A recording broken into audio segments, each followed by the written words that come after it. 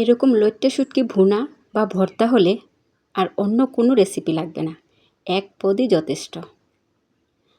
অন্য রেসিপি থাকলে কেউ নজরই দিবে না। আসসালামু আলাইকুম। এখন চলে যাচ্ছে মূল রেসিপিতে।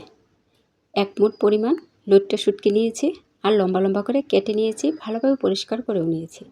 এখন গরম পানি দিয়ে 4-5 মিনিট ভিজিয়ে রাখবো। আপনারা চাইলে একটা বলকও আনাতে পারেন চুলায় বসিয়ে।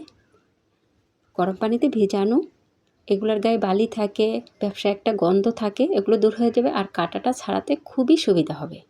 গরম পানিতে ভিজালে এতটা নরম হয়ে যায়, এক হাতে কাঁটাটা ছাড়িয়ে নিতে পারবেন। কাঁটাটা থাকলে কেমন দাঁতের নিচে পড়ে, ভালো লাগে না। আপনারা চাইলে কাঁটাটা সহ রান্না করতে পারেন।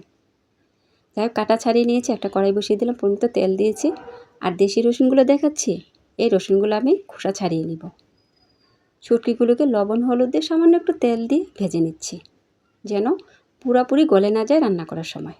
চুলায় বসানোর সাথে সাথেই কারেন্ট চলে গেছে, আবার চলেও আসছে। ভাজা হয়ে গেছে, এখন তুলে নিব। এই কড়াইতে আবার তেল দিয়ে দিলাম, 1 কাপ পরিমাণ পেঁয়াজ কুচি, এগুলো কিছুক্ষণ ভেজে নিব। তারপর দেশি রসুনগুলো খোসা ছাড়িয়ে রেখেছি, ওগুলো দিয়ে দিব। পেঁয়াজ আর দেশি রসুন আরও কিছুক্ষণ একসাথে ভেজে নিব। দেশি রসুনটা আস্তে আস্তে দিলে বা 2 টুকরো করে দিলে খেতে খুবই ভালো লাগে। আর যে কোনো শুটকির রেসিপিতে আস্ত রসুনটা দেখতেও ভালো লাগে, খেতেও ভালো লাগে। পেঁয়াজ রসুন কিছুক্ষণ ভাজা হয়ে যাওয়ার পর শুটকিগুলো দিয়ে দিলাম, এগুলো আরও কিছুক্ষণ ভেজে নিব। ভাজা হয়ে গেলে একে একে মশলাগুলো অ্যাড করব।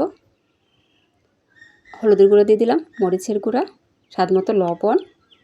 শুটকিতে মরিচের গুঁড়োটা কিন্তু বেশি ব্যবহার করতে পারেন, আর ঝালটা কেমন খান কম বেশি করতে পারেন। আমি এখানে অল্প মরিচের গুঁড়া দিয়েছি, পরে কিছুটা কাঁচামরিচ ব্যবহার করব। তারপর রসুন বাটা দিয়েছি।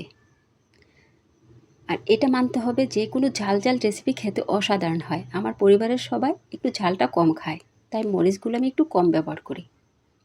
একটু পানি দিয়ে দিলাম, আর কোনো পানি ব্যবহার করব না। মশলাটাও কষানো হবে, শুটকিগুলো সিদ্ধ হবে, সব কিছু মিলিয়ে ভালোভাবে এখন কষিয়ে নিব। অবশ্যই খেয়াল রাখবেন পুড়ে যেন যায় না।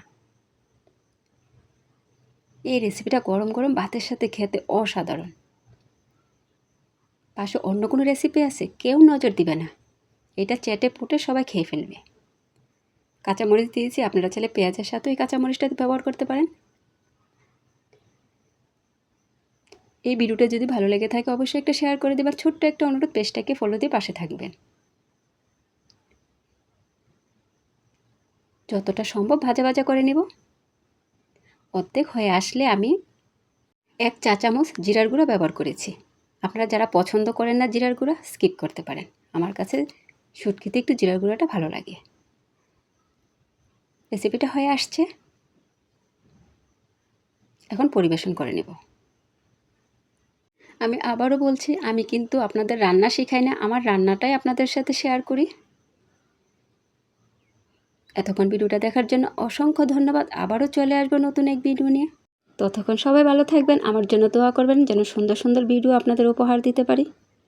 আল্লাহ হাফেজ।